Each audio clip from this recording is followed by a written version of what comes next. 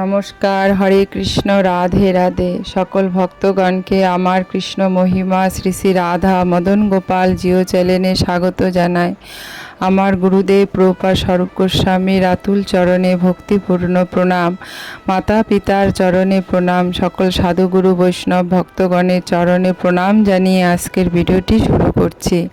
আজকে আমরা আস্বাদন করব আমলকি একাদশীর ব্রত মাহাত্ম্য কথা। যুধিষ্ঠির বললেন, হে কৃষ্ণ, মহাফলদাতা বিজয়া একাদশীর কথা শুনলাম। এখন ফাল্গুন মাসের শুক্লপক্ষের একাদশী যে নামে বিখ্যাত তা বর্ণনা করুন। শ্রীকৃষ্ণ বললেন, হে মহাভাগ যুধিষ্ঠির, মান্ধাতার প্রশ্নের উত্তরে মহাত্মা বশিষ্ঠ এই একাদশীর মহিমা কীর্তন করেছিলেন। আপনার কাছে এখন আমি সেই কথাই বলছি। এই একাদশীর নাম আমলকি। বিষ্ণুলোক প্রদানকারী রূপে এই একাদশী বিশেষভাবে মহা অমৃত। একাদশীর দিন আমলকি বৃক্ষের তলে রাত্রি জাগরণ করলে সহস্র গাভিদানের ফল লাভ হয়। হে পাণ্ডুনন্দন, পূর্বে ব্রহ্মার রাত্রিতে দৈনন্দিন প্রলয় উপস্থিত হলে স্থাবর জঙ্গম সহ দেবতা অসুর ও রাক্ষস সব কিছুই বিনাশ হয়। তখন ভগবান সেই কারণ সমুদ্রে অবস্থান করেন। তার মুখপদ্ম থেকে চন্দ্রবর্ণের এক বিন্দু জল ভূমিতে পড়ে। সেই জলবিন্দু থেকে একটি বিশাল আমলকি বৃক্ষ উৎপন্ন হয়। এই বৃক্ষে স্মরণ মাত্রই গোদানের ফল, দর্শনে তাহার দ্বিগুণ, এর ফল বক্ষণে 3 গুণ ফল লাভ হয়। এই বৃক্ষে ব্রহ্মা, বিষ্ণু আর মহেশ্বর সর্বদা অবস্থান করেন। এর প্রতিটি শাখা প্রশাখা পাতায় ঋষি, দেবতা ও প্রজাপতিগণ বাস করেন। এই বৃক্ষকে সমস্ত বৃক্ষের আদি বলা হয়। তা পরম বৈষ্ণব রূপে বিখ্যাত। অতএব এই শ্রেষ্ঠ ব্রত সকলেই পালনীয়। এখন এই ব্রতের একটি অদ্ভুত ইতিহাস আপনার কাছে বর্ণনা করছি। প্রাচীনকালে বৈদিশ নামে এক প্রসিদ্ধ নগর ছিল। এই নগরে চৈত্ররথ নামে এক রাজা রাজত্ব করতেন। চন্দ্রবংশীয় পাশবিন্দুকে রাজার পুত্র রূপে তিনি জন্মগ্রহণ করেন। তিনি অত্যন্ত শক্তিমান ও ঐশ্বর্যশালী ছিলেন। শাস্ত্রজ্ঞানে তিনি ছিলেন সুনিপুণ। তার রাজ্যে সর্বতই মনোরম আনন্দপূর্ণ এক দিব্য পরিবেশ লক্ষ্য করা যেত। প্রজারা ছিলেন বিষ্ণু ভক্তিপরায়ণ, সকলেই একাদশী ব্রত পালন করতেন।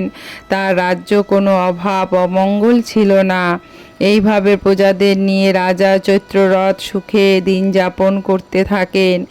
এক সময় ফাল্গুনী শুক্লপক্ষের দ্বাদশী যুক্ত আমলকি একাদশী তিথি সমাগত হওয়ায় রাজ্যে সকলেই এই ব্রত পালনের সংকল্প করলেন। ওই দিন প্রাতঃস্নানের পর প্রজাদের নিয়ে রাজা ভগবান শ্রী বিষ্ণু মন্দিরে যান। সেখানে সুভাষিত জলপূর্ণ কলস, ছত্র, বস্ত্র, পাদুকা, পঞ্চরত্ন ইত্যাদি দিয়ে সাজিয়ে স্থাপন করেন। তারপর ধূপ দীপ দিয়ে যত্ন সহকারে মুনি ঋষিদের দ্বারা শ্রী পরশুরাম মূর্তি সমন্বিত আমলকি পূজা করেন। হে পরশুরাম, এই রেণুকার সুখবর্ধক, হে রাত্রি, হে পাপ বিনাশী আমলকি, তোমাকে প্রণাম। আমার অর্ঘ্য জল গ্রহণ করুন। এইভাবে দিনে যথাবিধি পূজা এবং স্তব স্তুতি নিত্য গীত করে রাজা ভক্তি ভরে সেই বিষ্ণু মন্দির রাত্রি জাগরণ করতে লাগলেন। এমন সময় দৈবযোগে একটি বেদ সেখানে উপস্থিত হয়। পূজার সামগ্রী সহ বহু ব্যক্তিকে একত্রে রাত্রি জাগরণ করতে দেখে সে কৌতূহলাক্রান্ত হলো। সে ভাবল, এসব কি ব্যাপার?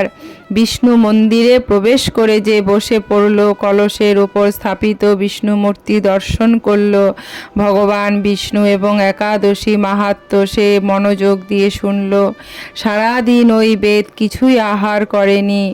এইভাবে ক্ষুধায় কাতর হয়ে সেখানে সে রাত্রি জাগরণ করল।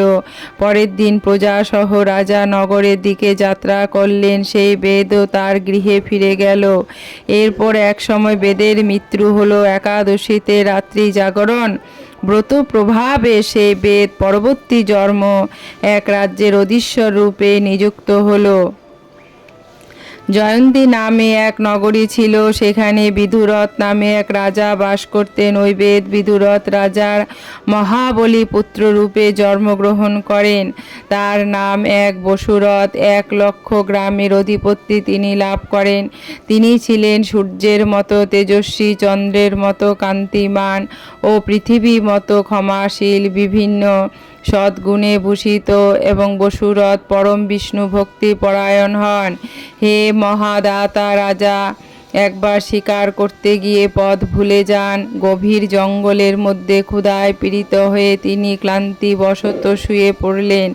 এমন সময় কতগুলি পর্বত নিবাসী শ্রেষ্ঠ রাজার কাছে এসে নানাভাবে উৎপীড়ন করতে থাকে। রাজাকে তাদের শত্রু মনে করে তারা তাকে হত্যা করতে চেষ্টা করে। পূর্বেই রাজা আমাদের পিতা মাতা পুত্র পৌত্র সবাইকে মেরে ফেলেছে, আমার গৃহ ছাড়া করেছে, এই রকম বলতে বলতে শ্রেষ্ঠরা রাজাকে হত্যা করা উদ্ধত হয়। তারা বিভিন্ন অস্ত্র-শস্ত্র তাকে আঘাত করতে থাকে, কিন্তু আশ্চর্য বিষয়, তাদের সকল প্রচেষ্টাই ব্যর্থ হয়। রাজার কোনো ক্ষতি তারা সাধন করতে পারেনি। তখন রাজার শরীর থেকে নানা অলঙ্কারের বিভূষিতা এক পরমা সুন্দরী স্ত্রী মূর্তি আবির্ভূতা হন। মহাশক্তি ধারিণী এই নারী অল্প সময়ের মধ্যে সকল পাপী শ্লেষ্ঠকে নিধন করেন। রাজার নিদ্রাভঙ্গ হল। এই ভয়ানক হত্যাকাণ্ড দেখে রাজা অত্যন্ত বিস্মিত হলেন। তিনি বলতে লাগলেন, আহা, আমার শত্রুদের হত্যা করে কে আমার প্রাণ রক্ষা করল? এমন কৃপালু কে আছে? আমি তার প্রতি আমার কৃতজ্ঞতা প্রকাশ করছি।